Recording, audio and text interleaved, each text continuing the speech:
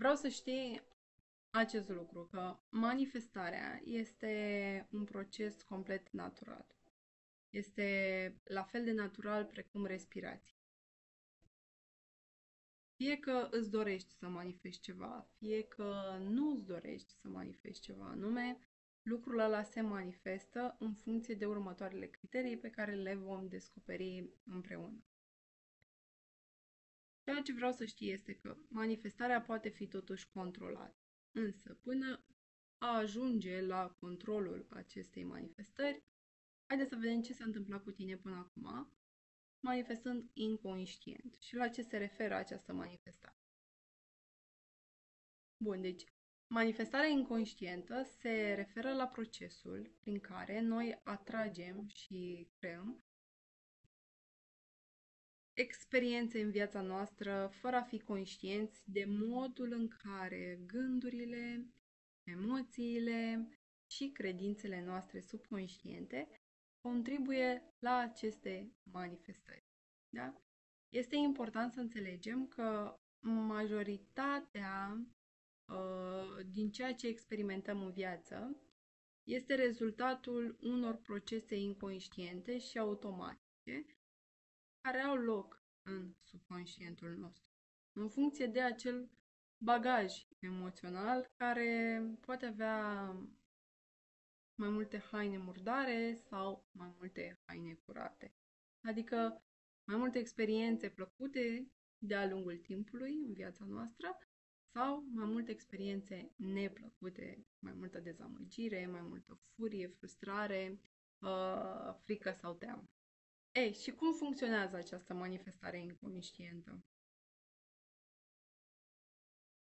Subconștientul nostru este programat de-a lungul vieții prin experiențe, influențe sociale, educație și alte influențe externe, iar prin aceste programe subconștiente și profunde, ni se afectează modul în care noi percepem viața, deci lumea înconjurătoare, modul în care ne percepem pe noi înșine sau modul în care ne percepem propriul potențial.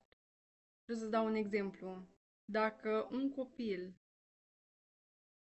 a fost făcut foarte des prost sau idiot, pentru că subconștientul are funcția de a înmagazina absolut tot ce există în mediul extern al copilului, fie că este informație auditivă, vizuală, el adunând strat peste strat această informație, prost, prost, prost, prost, idiot, idiot, tu ești prost, tu ești idiot, tu ești prost, tu ești idiot, el creează credința că tu chiar ești prost sau că tu chiar ești idiot.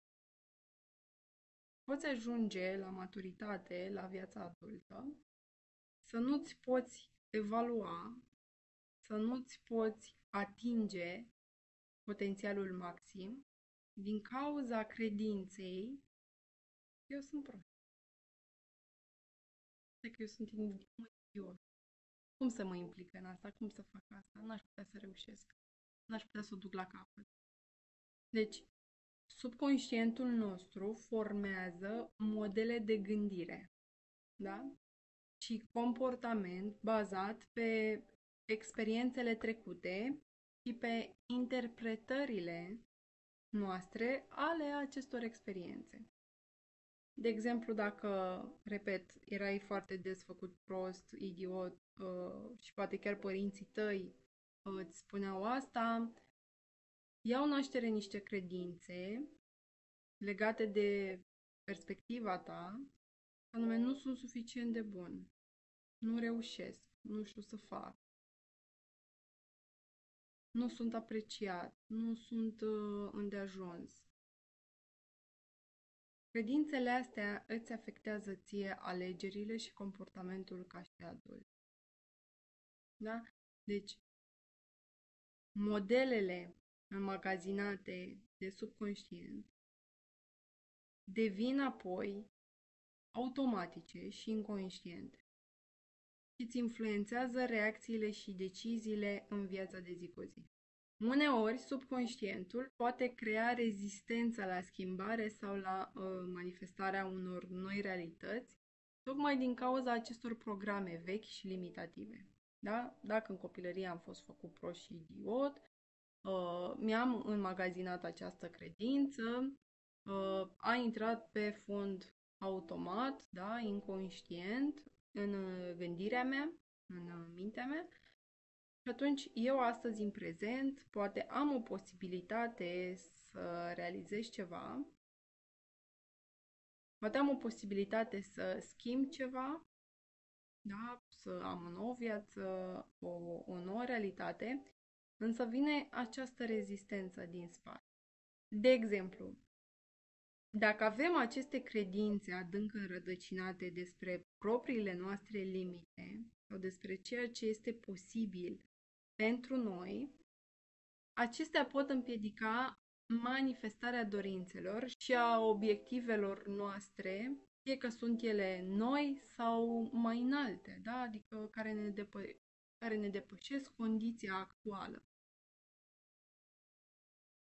Fie că vorbim pe plan personal, de dezvoltare personală, fie că vorbim pe viața de cuplu, fie că vorbim pe situația financiară, fie că vorbim pe sănătate, fie că vorbim pe obiective, proiecte și orice altceva ar putea să mai aibă o importanță pentru tine. Manifestarea inconștientă se manifestă în moduri diverse în viața de zi cu zi, inclusiv în realitățile noastre, în sănătatea noastră, în succesul profesional și în alte aspecte ale vieții noastre importante personale. Pentru că deciziile pe care le luăm și experiențele pe care le atragem pot fi profund influențate de aceste programe ale subconștientului nostru. Da? Programe pe care noi le purtăm sub formă de credințe, gânduri, experiențe anterioare. Și o să-ți dau câteva exemple de manifestare inconștientă. Hai să vedem ceva pe relații. Noi atragem parteneri care reflectă subconștientul nostru și dinamica relațiilor din copilărie. Deci, o să regăsesc întotdeauna în partenerul meu relația pe care eu am avut-o cu mama, cu tata, cu fratele. În urma relațiilor cu care eu am crescut și s-au înmagazinat ca fiind normalitate în subconștient, poți observa cum acestea se reflectă în relația pe care o ai cu partenerul tău de astăzi sau ai avut-o în relațiile anterioare. Poți observa un tipar care pleacă de la cea mai importantă relație a ta din copilărie, relația cu părintele de sex opus, până la relația pe care o ai acum în momentul prezent. Hai să vedem pe abundența financiară. Da? Te confrunți astăzi cu cicluri de succes sau eșec financiar, însă vreau să faci o observație pentru că ele sunt legate de convingerile tale despre valoarea ta personală și meritul tău financiar. Valoare personală și merit financiar care s-a dezvoltat în urma situației financiare pe care a avut-o părinții tăi în copilăria ta, situația financiară în care tu ai crescut, informațiile pe care le-ai adunat despre bani, despre oamenii cu bani, despre cei care reușesc, acele convingeri că banii sunt murdari, banii aduc boală, oamenii cu bani sunt răi și etc. Și dacă este să luăm un exemplu și pe sănătate și bunăstare, îți pot spune că experiențele de sănătate pot fi influențate de credințele subconștiente despre vindecare și despre starea generală de bine. Deci, din nou, trebuie să te gândești ce experiențe, ce situații ai trăit sau ți-au fost prezentate de mediul exterior despre vindecare sau despre oamenii fericiți. Principiile manifestării se bazează pe o serie de legi și concepte universale care implică modul în care gândurile, credințele și emoțiile noastre influențează realitatea pe care o experimentăm.